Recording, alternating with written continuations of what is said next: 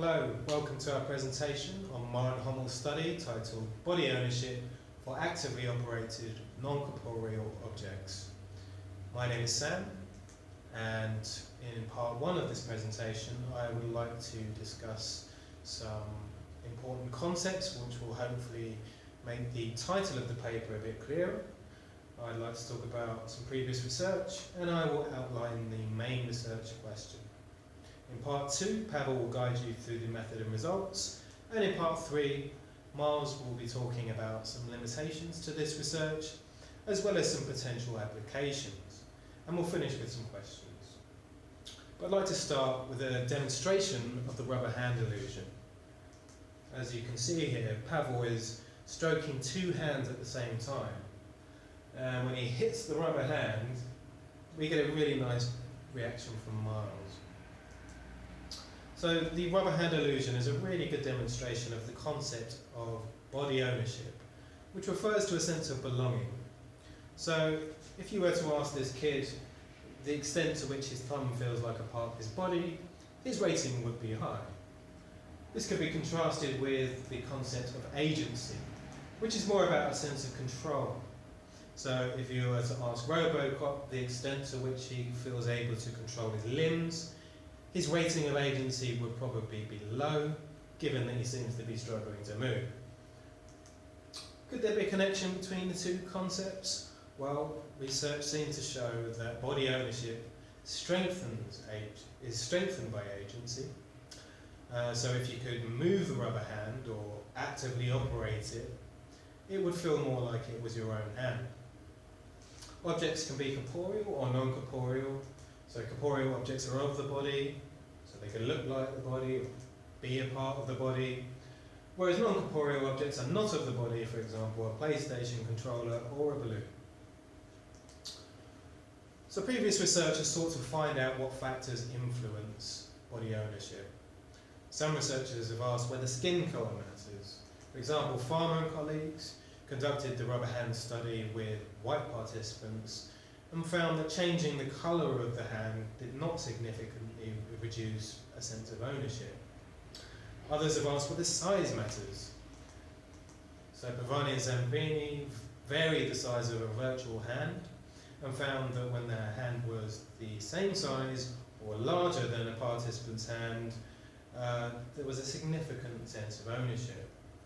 However, when the hand was smaller, there was not a significant sense of ownership. So the answer here is yes and no, but even in the small hand condition, there was a trend towards a sense of ownership. So we saw in the demonstration that vision and touch play a really important role in a sense of ownership.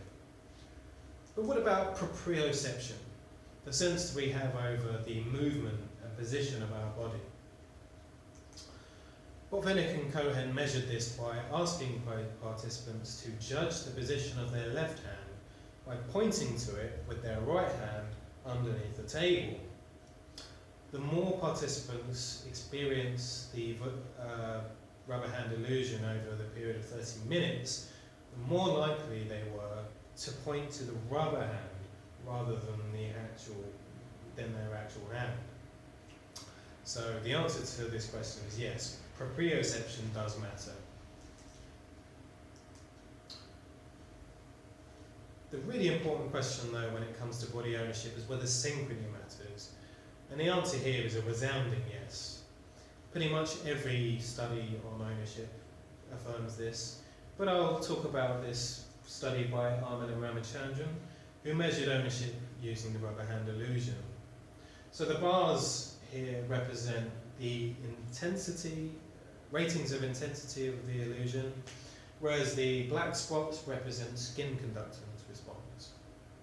So on the right hand side here, you can see that when the hands were stroked at different times or asynchronously, this greatly reduced ratings of intensity compared to when the hands were stroked at the same time or synchronously. So some researchers support a top-down explanation for body ownership. According to this explanation, a mental representation of what we think a hand should look like is compared to visual feedback, and if the two match, then ownership occurs. Now, Pavani and Zampini support this explanation, arguing that the visual representation of what we think our body should look like more willingly accommodates a larger hand than a smaller hand. Alternatively, other researchers support a bottom-up explanation for body ownership, arguing that when visual and haptic feedback match, the mental representation of what we think a hand should look like can actually be overridden by this sensory information.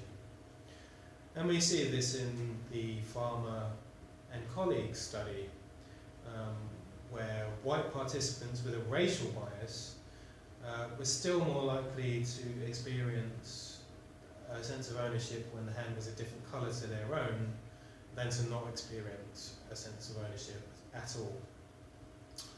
Now, Hommel and Ramachandran mention Bayesian perceptual learning in their paper. So, according to this theory, the brain is constantly looking for correlations between different sensory modalities in the environment.